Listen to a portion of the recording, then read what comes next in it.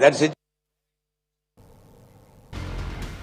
आगे बढ़ते हैं। बिहार विधानसभा चुनाव से करीब 3 महीने पहले लोकसभा में विपक्ष के नेता राहुल गांधी सासाराम से वोटर अधिकार यात्रा पर निकले हैं। आपको बता दें, यात्रा की शुरुआत कल हुई थी।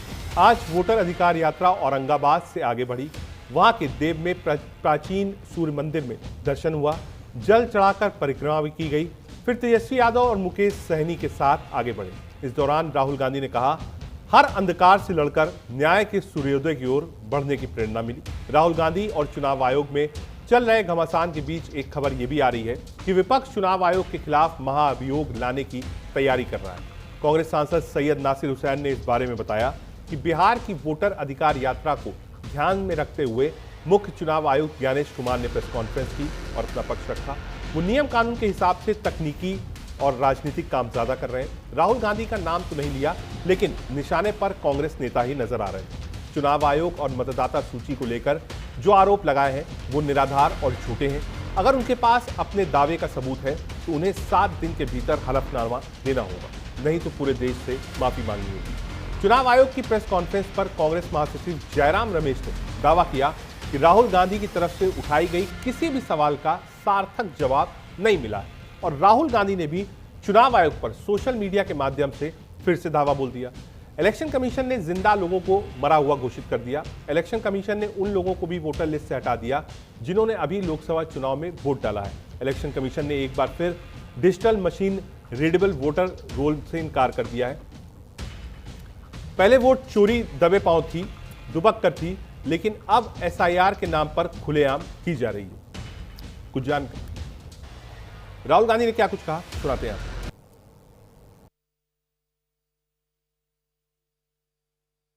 ये संविधान को बचाने की लड़ाई है।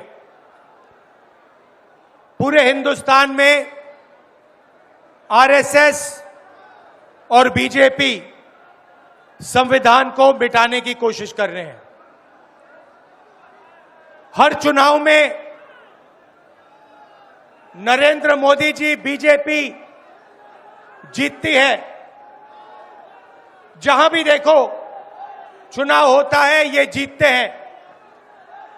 महाराष्ट्र में सारे के सारे जो ओपिनियन पोल्स थे वो कह रहे थे कि इंडिया गठबंधन महाराष्ट्र में चुनाव जीतेगा। लोकसभा के समय हमारा गठबंधन महाराष्ट्र में चुनाव जीतता है। उसके 4 महीने बाद उसी महाराष्ट्र में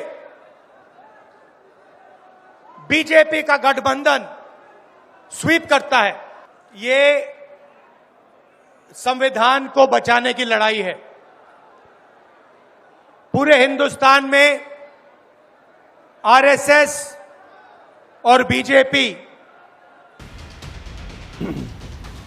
आज वोटर अधिकार यात्रा का दूसरा दिन था। शुरुआत औरंगाबाद हुई, रात्रि विश्राम गया में होगा।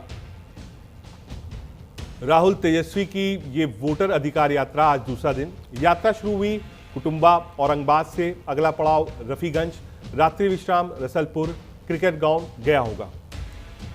ये जो रूट था आज का वो हम आपको बता रहे हैं। और साथ ही साथ आज जो शुरुआत की थी वो सूर्य मंदिर से करी थी। राहुल गांधी ने क्या कुछ कहा तेजस्वी यादव ने इस पूरे मामले पर, वो भी आपको सुनाएंगे।